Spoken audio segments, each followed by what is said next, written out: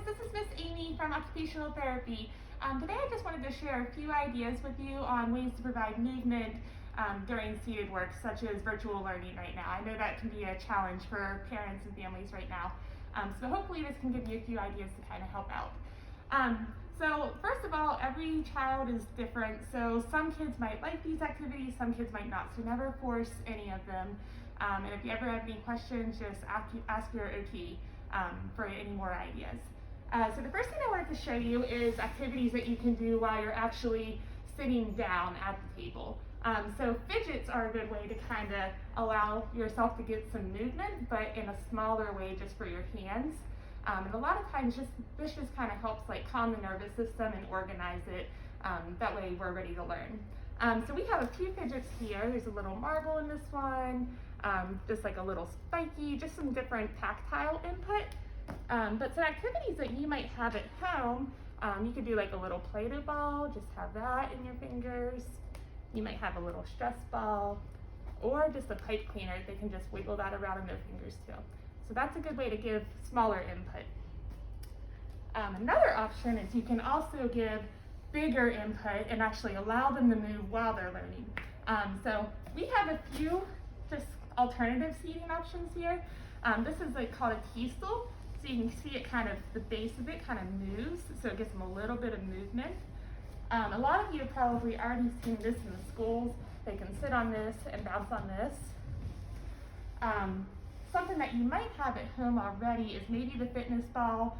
You might also have a rocking chair. That's a good way to kind of get some back and forth movement input. And that's a really common input for a lot of kids. So those are some options for just sitting down and attending while we're actually at the virtual learning or the seated activity.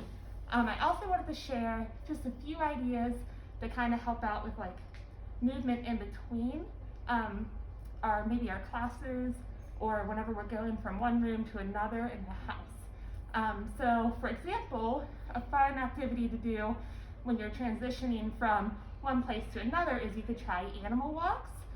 You can try like log rolling, so getting your arms and legs out and rolling in between the rooms of the house.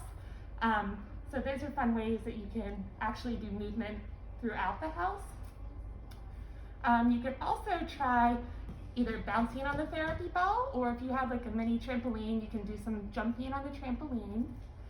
And then another really calming input and organizing input for most kids is something called heavy work. So by that, I mean like heavy lifting, heavy pushing, heavy pulling. So for example, a fun activity is you could maybe have them pull their sibling on a blanket throughout the house. Or you can have their sibling be in a wagon and have them push the wagon around the house. And that just gives their muscles some really heavy input and just really helps them calm them down.